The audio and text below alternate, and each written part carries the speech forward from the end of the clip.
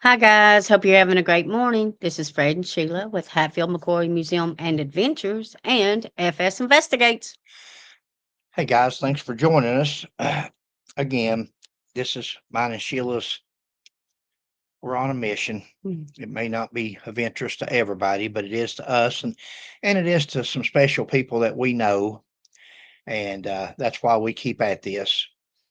Before we go any further, I want to say once again, Sheila and I have no interest in politics and taking up for this person, that person, this group, that group. We don't.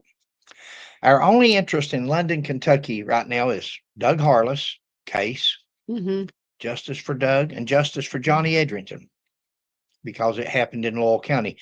You know, Sheila and I, we get calls, emails, text messages all the time. Some of them leads to stuff. Some of them is just nice people wanting to talk or to give their opinion. And it's nothing more than an opinion. You can't prosecute people on opinions. You can't charge people with crimes on opinions. You can't.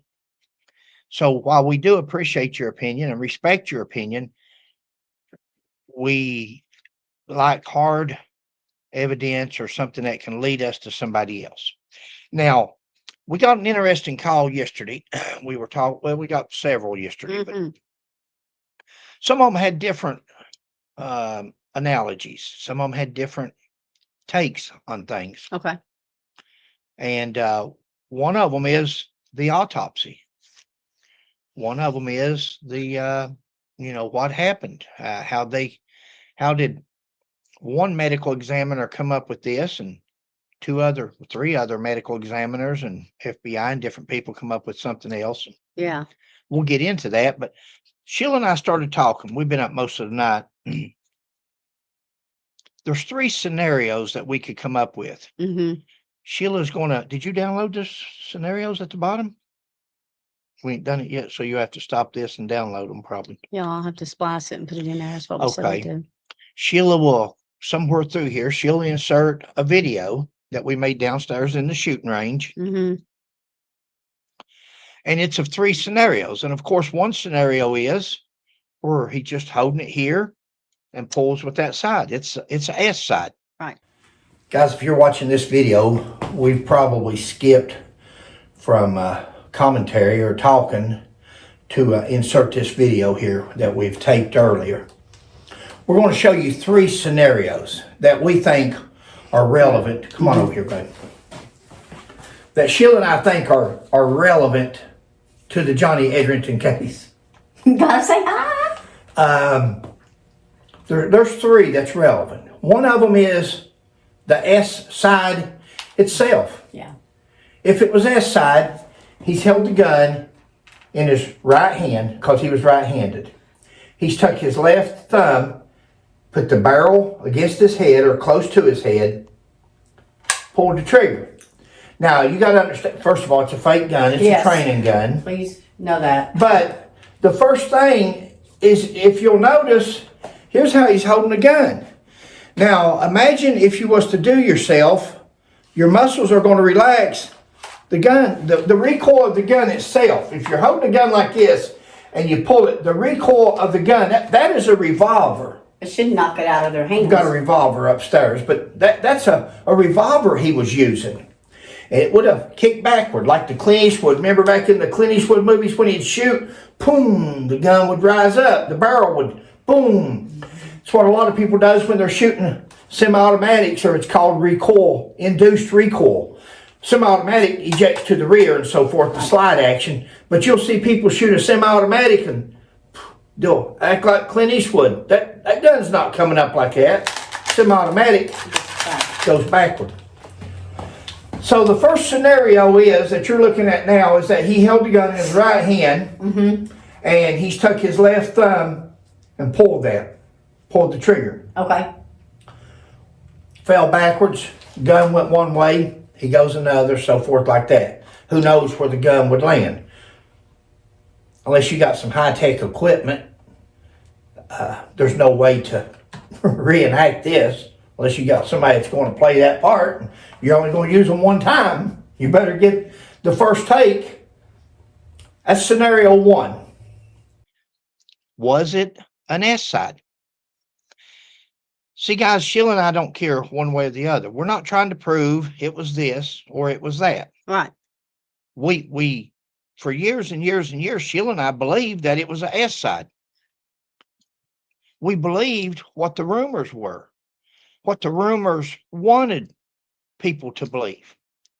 Now that we've looked into the case and investigated it to the best that we can with what we have to investigate it with, we feel without a shadow of a doubt now that it's a homicide.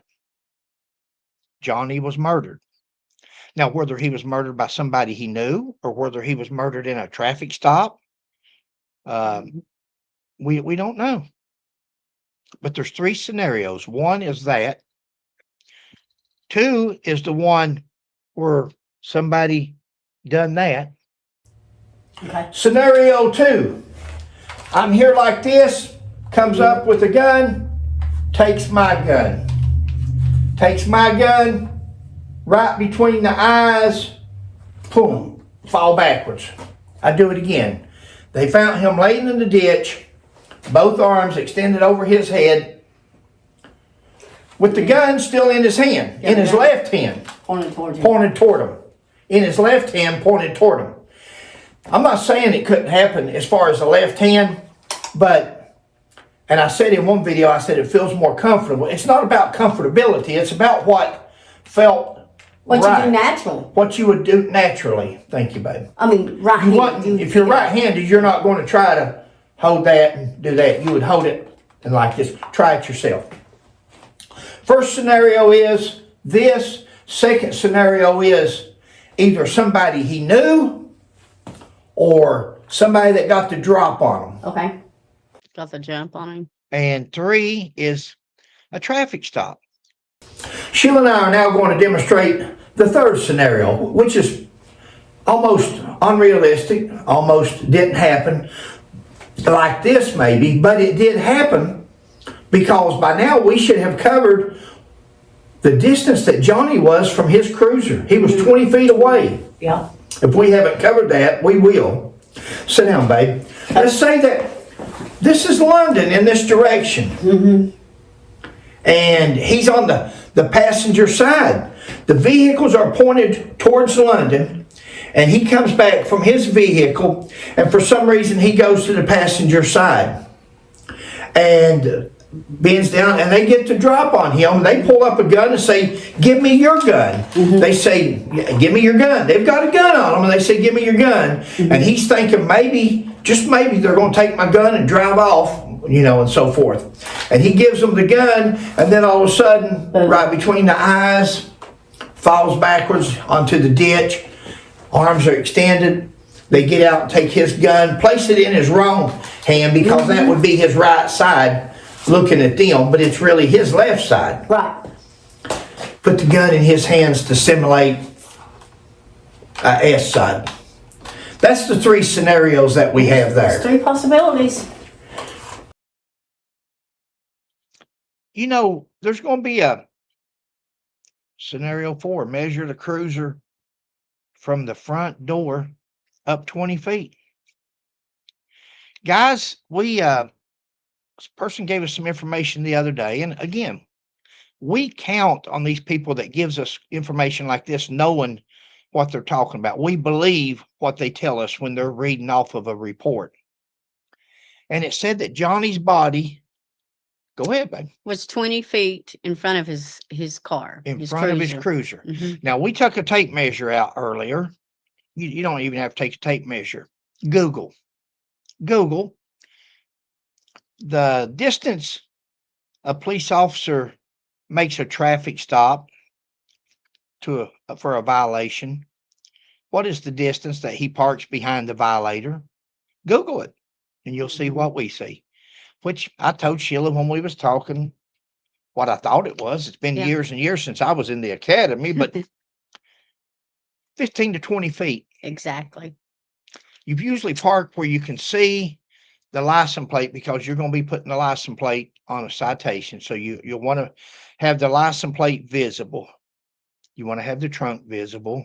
You want to be able to throw your car in reverse at a safe distance where you can take off backwards while you're sitting there writing that citation. If you look up, and it becomes a habit, you'll write 3 or 4 things, you'll glance up, make sure that person's not getting out of that car. Mm-hmm.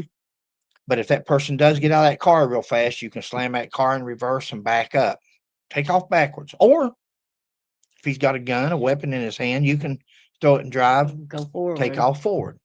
There's no bigger bullet. Well, there is. We've got bombs, but a vehicle, a cruiser, is an awful big 6,000-pound bullet to hit somebody with. And if you're justified in shooting them, you're justified in running them over. Yeah. But 20 feet away, Johnny Edrington's body, according to one report that was read to us, his body was found 20 feet from the front of his cruiser. His flashlight was found 5 feet from him, from his body. So he's had his flashlight in his hand, flashlight flung. He went backwards because we believe he was shot point blank Mm-hmm. in the head. First time from now on, when you go past a violator on the side of the road, you see a cruiser parked behind them, glance over as you're driving by, and you'll see the distance from the front of the cruiser to the passenger door or the driver's door Right. will be about 20 feet. Now, Johnny would have been on the passenger side if it's the way that we done the scenario. By now, you may have seen that video. Somewhere through here, she's going to cut this Mm-hmm. and insert the videos that we did downstairs.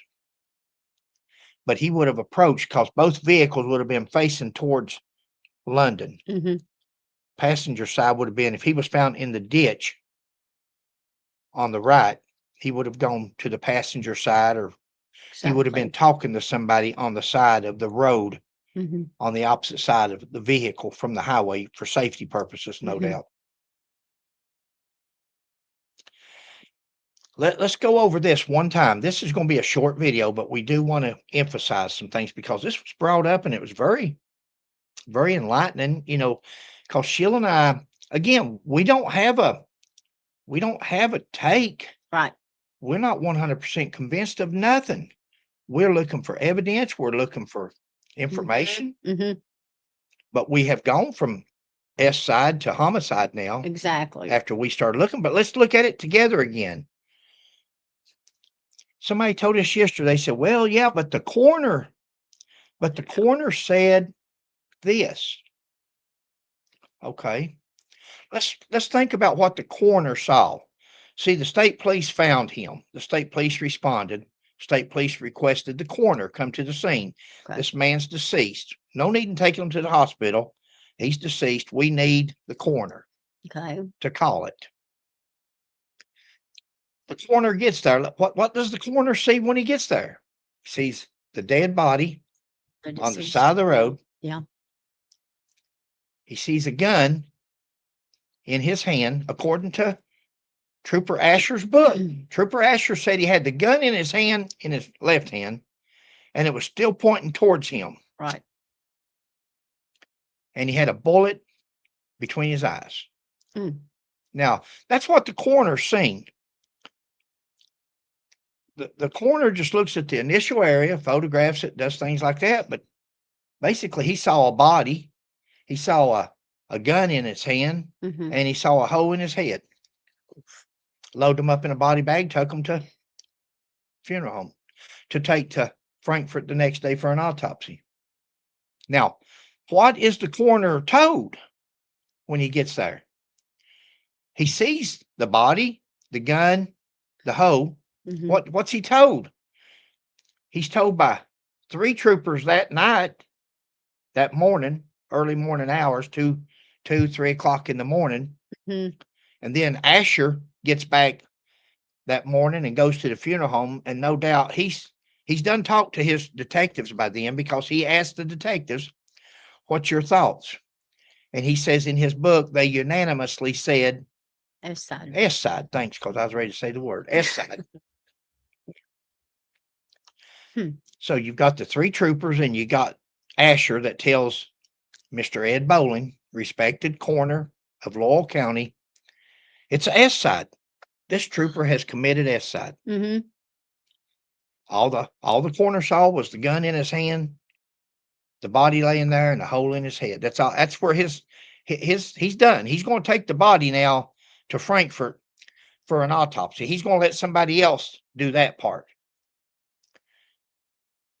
Now let's see what the medical examiner in Frankfurt. Let's talk about this medical examiner, because this person had a lot of faith in this medical examiner, and rightly so. These are respected, very educated, very knowledgeable people, and anybody that can do. If I hadn't become a cop, my life, I was going to be a mortician, a funeral director. That's what I'd planned on going into, until I used to help at a funeral home, and I could do everything, but come up on a baby one time, and that just baby that had an autopsy, and I knew then I couldn't handle that. So Dr. John Huntsinker III, I think this is the right one, MD, forensic pathology, 82 years old. Now, I Googled this. This is what I got on Google. That doesn't make it true, contrary to what everybody says about the internet.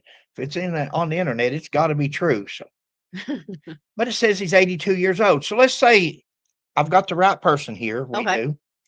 He's 82, and this happened 36 years ago. He would have been 46 years old at the time. 46 years old when Johnny Edrington was killed, when he done the autopsy on Johnny Edrington. He was the assistant. Now, remember, he was the assistant. I don't want to take nothing away from him, but, as any job, the longer you do it, the better you get at it. Oh, sure. And You you're got world hands-on. renowned, and you're what, bud? Got hands-on, so Yeah. you learn from that way. Yeah. So, I mean, that's pretty good. And so we know he was an MD. We know he was an assistant medical examiner. Mm-hmm. And he done the initial autopsy on Johnny Edrington, trooper Johnny Edrington. At the time of Johnny's death, how long had he been the ME?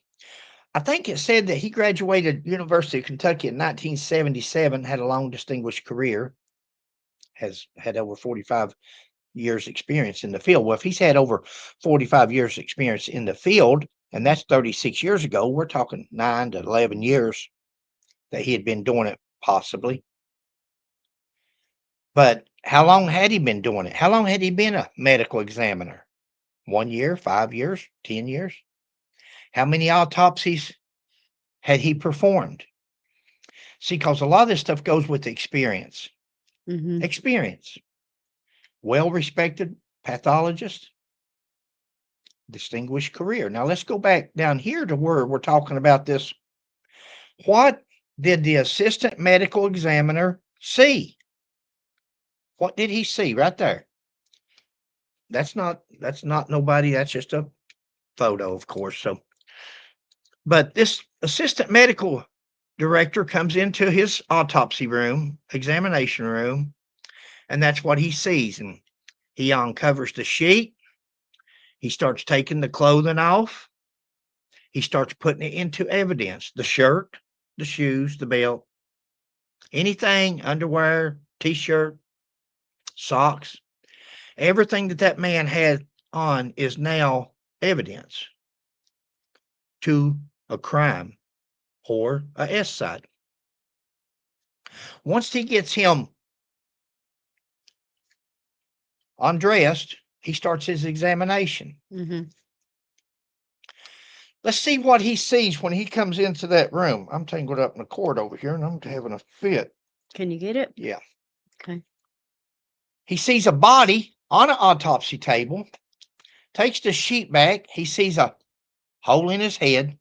I don't know if there was an exit wound from point blank range, a 357, high velocity, probably hollow point bullets at the time. That's what we all carried. I'd say it's probably took off the back of his head. He does a gunpowder residue test, of course. Mm-hmm. Each finger with the swab, with the chemical on a Q-tip, puts it in a bag and so forth. And that's what he sees. He sees a body, a hole in the head, and he does a gun residue test on his hands. What does he know about it? Well, what's he told? He's told by 4 state troopers: Asher, Lewis, Phelps, Stewart. And he's told by a coroner. By now, the coroner has talked to him either by phone or in person.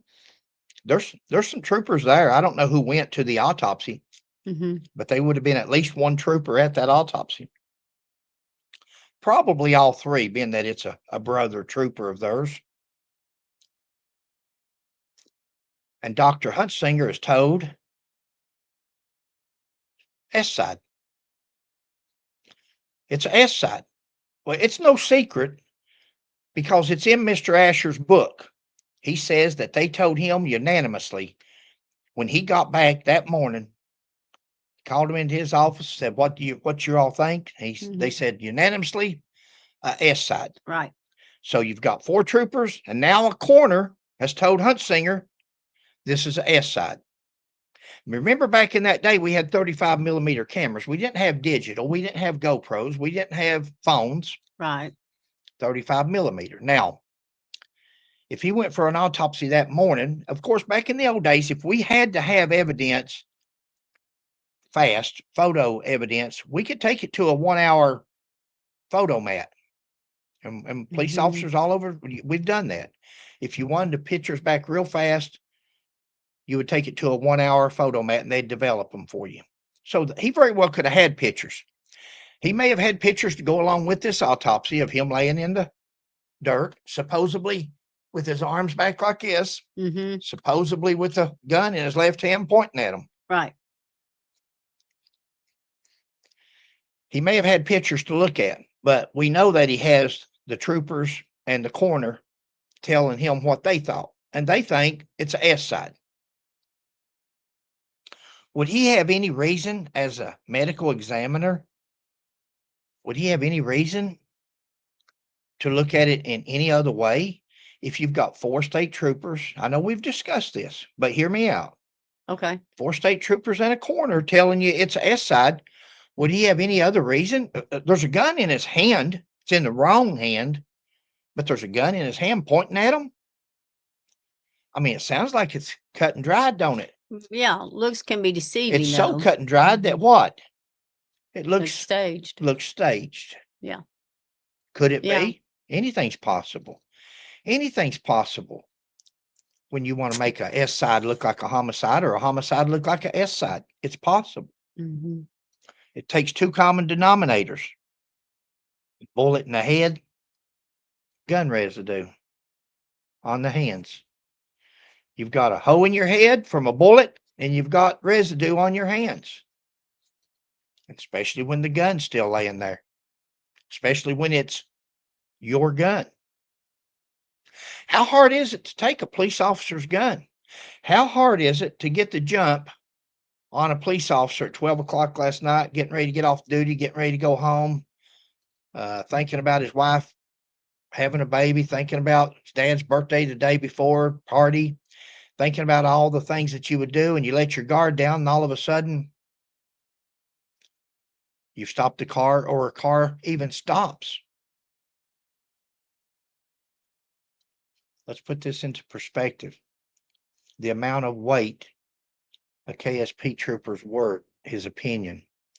You know, we're told from kids on up to respect the police, to honor the police. The police will not steer you wrong. And They'll if help 4 you. troopers tell what They help you. They're there to help you. exactly. Yeah. And if 4 troopers is telling a coroner and a medical examiner this is a S side, why would they not take them at their word?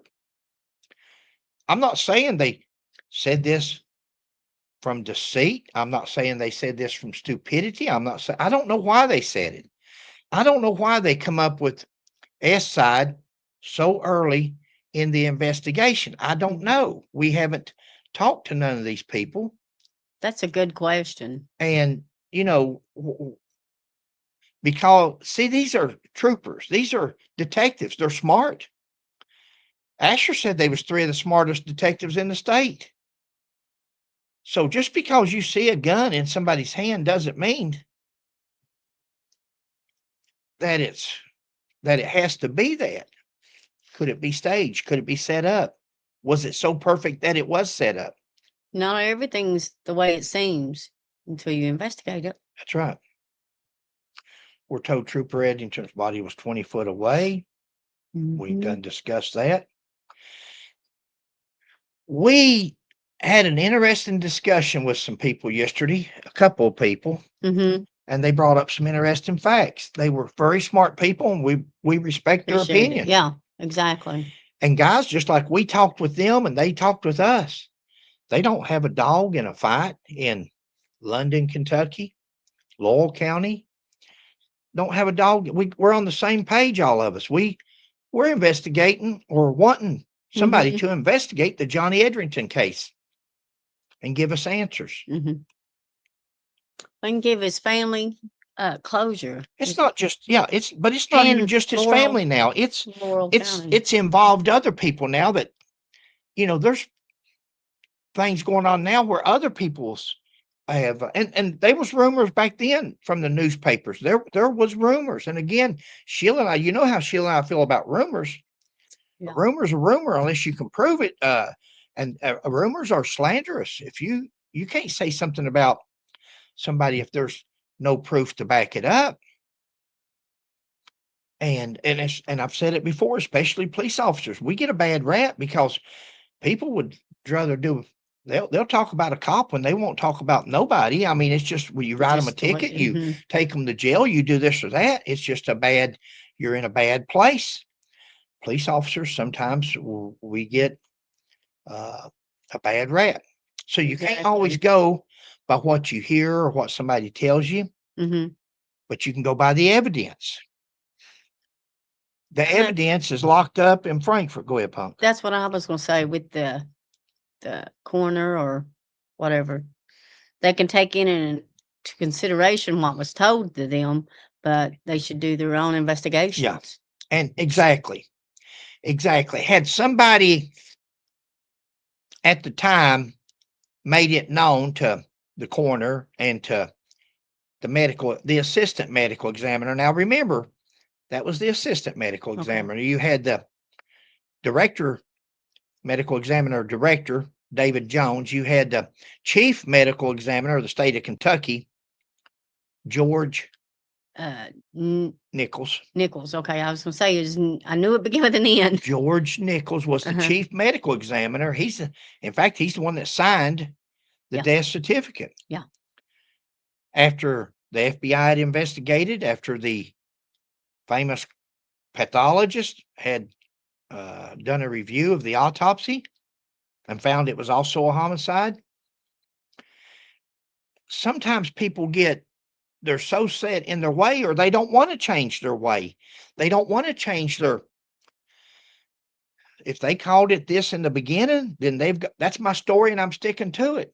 Doesn't make it right, doesn't make it fact, but it's just a human nature that when they say something and they've told it so much and they believed in it so much at the beginning, can they make a mistake and just too proud to admit it? Of course. We're all like that. Yep. Nobody's perfect. I don't even know that anybody done that, but it could have happened. And it could have happened so easily.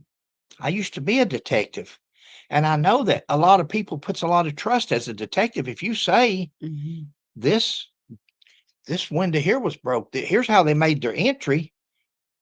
They come in this window right here. Well, do you go start checking the other 5 windows? Or do you say, well, he's a detective. He must know what he's talking about. If he says they come in that window, that's how they come in. That's how some things can happen. And when you have 4 troopers in uniform, distinguished looking, you probably take them at their word. Right. Not that that may have been what they believed at the time. And maybe they were too proud as it went on to admit it.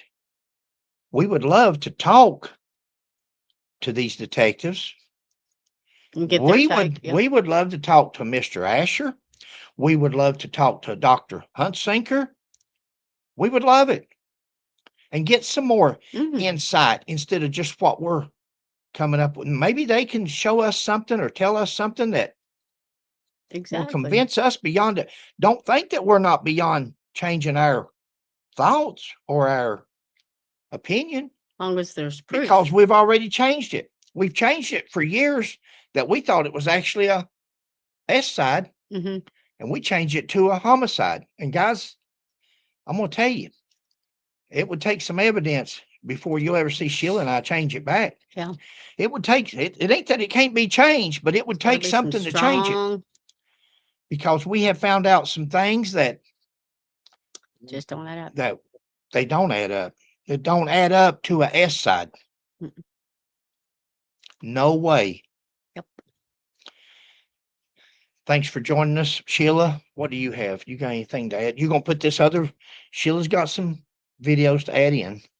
Yes, of the scenario. I can't say that Scenarios. word. Yeah, scenarios. Yeah. And I'll add them in throughout the video here. I'll pick certain spots to place them in. and guys, when you watch these scenarios, imagine to yourself, this man's found 20 feet in front of his cruiser. Do you get outside of your car? You're going to do this, and you get outside of your car and you take off 20 feet down the road to do it. You take your flashlight with you. Spotlight.